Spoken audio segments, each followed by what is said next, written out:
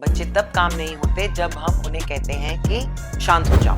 They are overwhelmed with emotion. Whenever you are yourself angry or crying, आपकी breath जो है fast हो जाती है. वही तो टाइम है कनेक्शन बनाने का, करेक्शन का नहीं. उनके इमोशन को काट कर उनको चुप कराने की कोशिश कर रहे हैं तो in a way we are brushing things under the carpet. ये करने से उनकी इमोशंस को ना तो हम हील कर रहे हैं, ना तो हम उनकी इमोशंस को सॉल्व कर रहे हैं. आप बच्चे की इनर स्टोरी या अंदर की कहानी को बदल सकते हैं.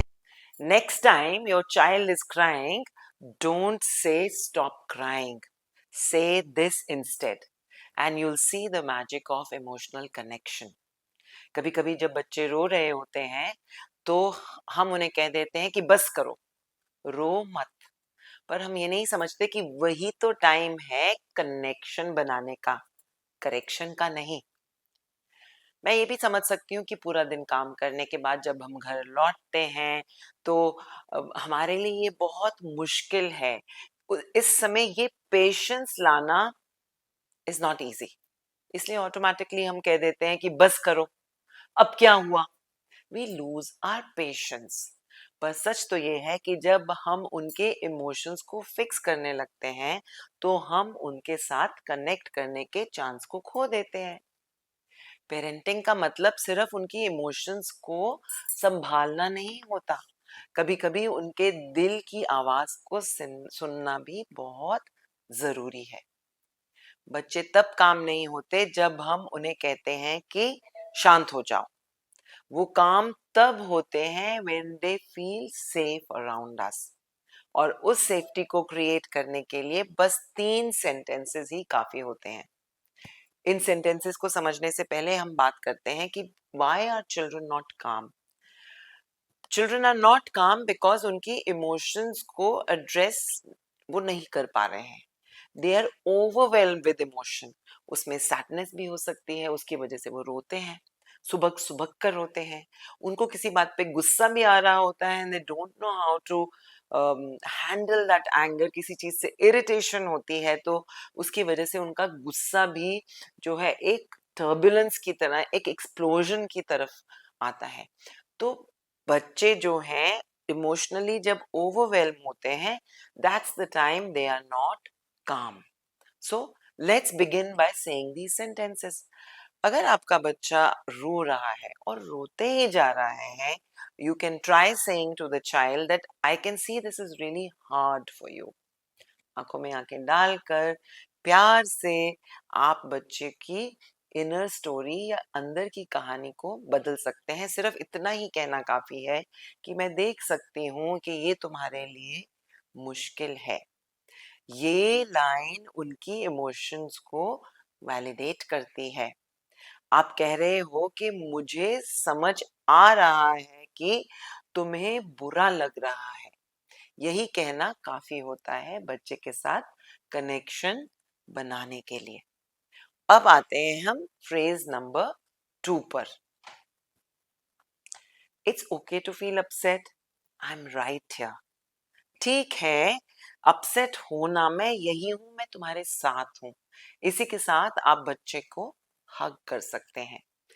छोटे से जेस्चर और आपकी टोन से बच्चों को एक सेफ स्पेस महसूस होती है. आपकी काम प्रेजेंस उनके लिए एक एंकर बन जाती है. और कभी कभी उन्हें बस ये सुनने की ही जरूरत है कि मैं तुम्हारे साथ हूं.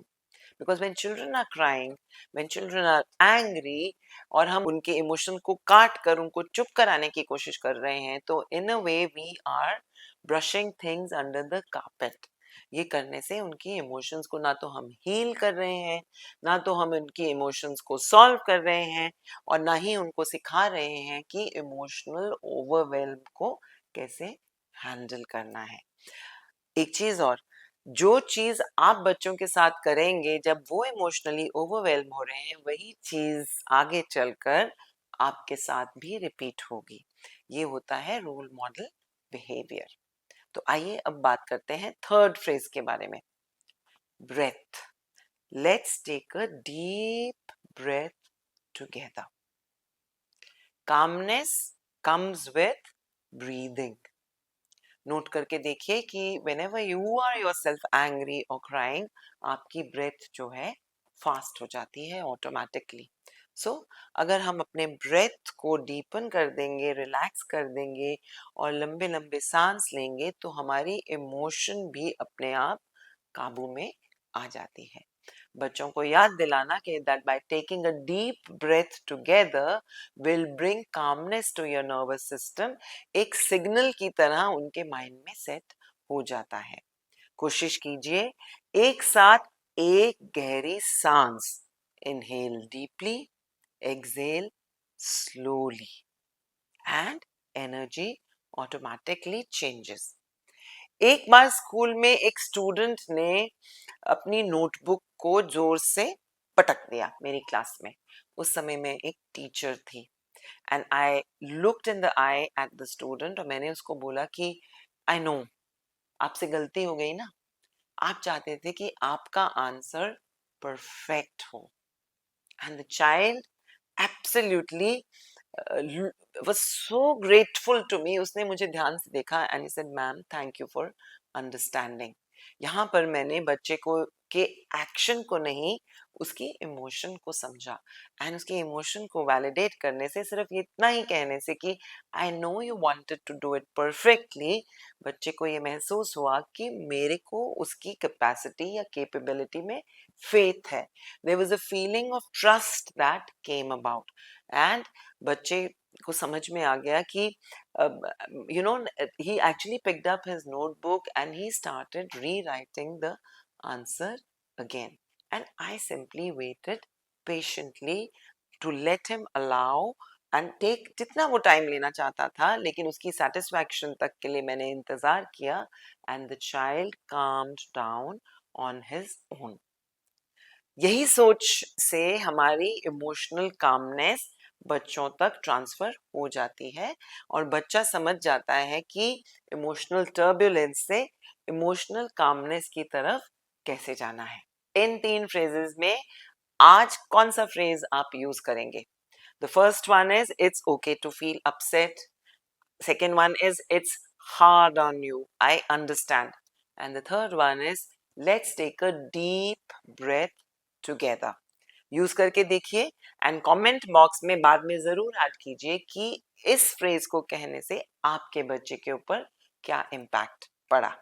है ना ये simple fun and easy tip बच्चे को काम करने के लिए.